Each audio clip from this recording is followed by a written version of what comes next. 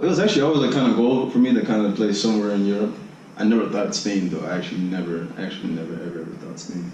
It's crazy how things like this happen. But no, I always kind of knew that I wanted to be in Europe, and I knew it would have been tough. I knew I had to adjust. So, but yeah, just coming over here is kind of like I had to start off kind of lower, but I knew it would be in the end it would kind of come around and be good for me.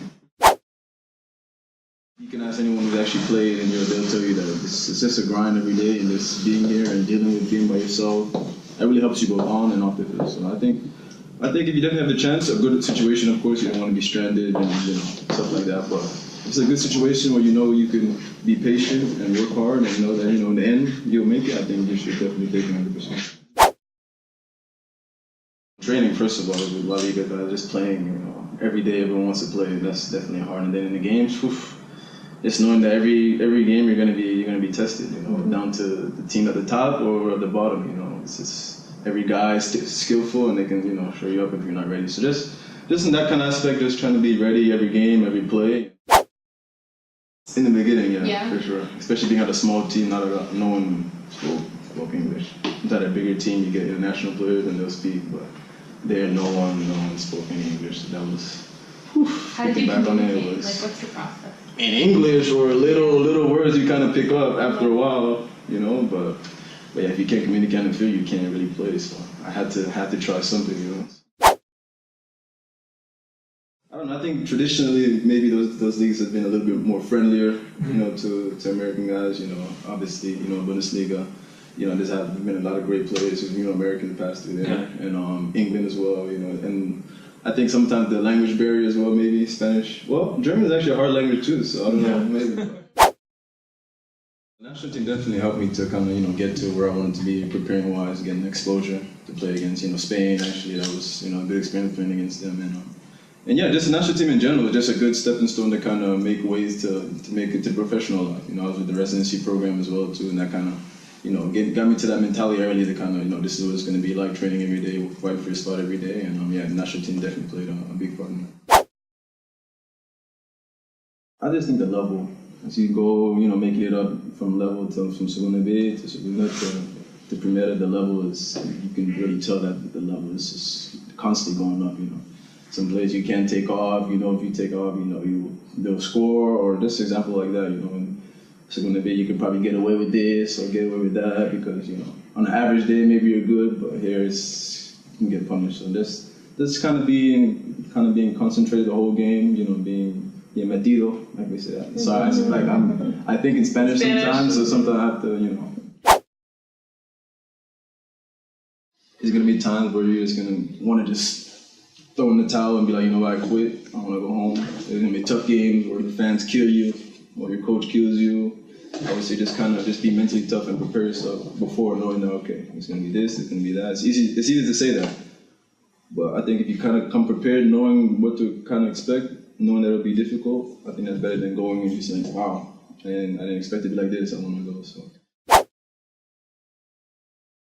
I just think everyone's route is different. If you can go to Europe, of course, that would be the best thing. But if you look at a guy like Jeff Cameron, he went through the traditional U.S. college, MLS, and then, playing for in the Premier League. So I think it just kind of, finding which one is for you. If you're ambitious and you think you can make it in Europe, I think you should go for it. If you want to maybe stay in MLS and make it there, I think you can do that too. But me personally, I feel like if you want to make it, I think Europe is probably maybe the way to go if it's a good situation.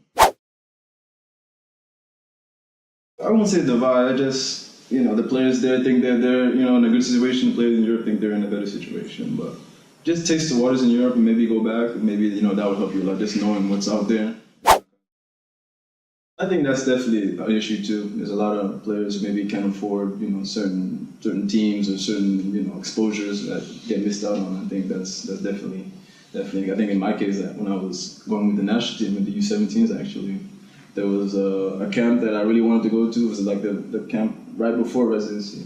I didn't get called, and at the last minute they decided to call it like a mini camp, like a mini camp to kind of find the players that they kind of missed, and they almost didn't have it. So I kind of think if they didn't have that, then maybe I would have slipped through the ranks too. So just, I don't know, just kind of open up obviously the scouting a little bit to kind of just see everyone, give everyone a fair chance, because not the best players aren't going to be able to play all the time, you know. Right. So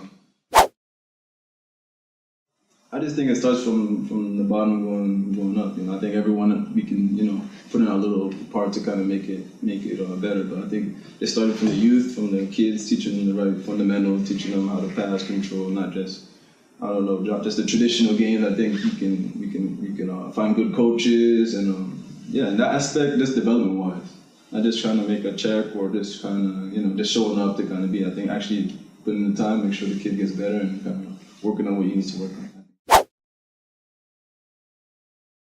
I think it's definitely a good thing to have, especially even last year with the second team, we were fighting relegation, and just the atmosphere is knowing just that every game you have to give it all or you can go down. So that just kind of makes you kind of think, you know, like the teams at the bottom of the table when the season is done, they kind of know that, you know, nothing's gonna happen. We're gonna be there, you know, next year. But I think if you have a little bit more competition, knowing that maybe you go down, maybe you stay up, I think that would definitely help the league in general. So I think it's definitely good for the league, and yeah, I think Atlanta this year was crazy. We sold out like every home game, so that was definitely a good experience, especially for the team in their first year. And it's like it was crazy. I went to a few games, and the atmosphere, the people don't even sit down like the whole game. So I think in that aspect, if we can get a lot more expansion teams like that, kind of following that model, I think it would be good. Yeah, I kind of in the warm up. When I saw them warm up, that's when I kind of hit me. I'm like, wow, I'm gonna play against these guys. And but yeah, after the first couple of minutes, you kind of realize, okay, they're people too. You know, you can compete just like them. And but yeah, that would definitely kind of start. All the YouTube video I used to watch just popped in my head when I saw Messi right there. So, and that was definitely a good experience. But this guy doesn't let you breathe. You know, he's just coming at you every time he gets a ball. He wants to kill you. You know. Not really. I knew it would have been tough. Mm-hmm. I knew I had to, be on my toes, all the time. He actually scored the last goal, I'm not that good to my life. But I mean, he does that to everyone, so I can't really complain. But no, he's like a world-class player for sure. And quick, he has everything. It's definitely one. For me, the best in the world right now. A little bit, but then I just kind of felt like I just had to compete. You're always kind of nervous playing, and then after you're on the field, you're like, all right, you just compete, make it as difficult as you can, and after you kind of live with the results. Growing up, it was just like soccer, all the time. Your whole life? My whole life. From when you can remember? When I can remember. Growing up in Florida first, I used to live in Fort Lauderdale. Yeah. As I told you, yeah, it was just, we were never at home. We were always on the soccer field going somewhere or whatever. And actually playing basketball too, I played a little basketball. But my name is Shaq, so I had to play. No, it was just good.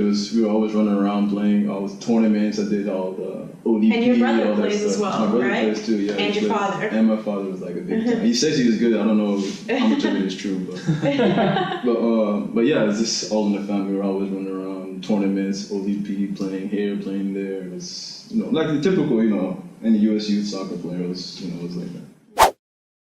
Yeah, I was. But my name is Shaquille. Okay. And instead of Shaquille, so that's because my whole family all our names end in L. Oh, okay. So really? It's kind of unique. What's everybody's name? There's Wendell, my dad, Michelle, my older brother Shadell, then me, Shaquille, and then Bradell, Tyrell, Denzel, and then is that how many siblings you have? I have 6 actually. 6. That's so cool. 6. And then one his name is Brandon because he's a different mom, and his mom was like, no, I'm not having Brandon. But we joke with him. We say your name is Brandell. Chipotle. Chipotle, yeah. That's absolutely the worst. That's the worst. Yeah, well, kind of the food.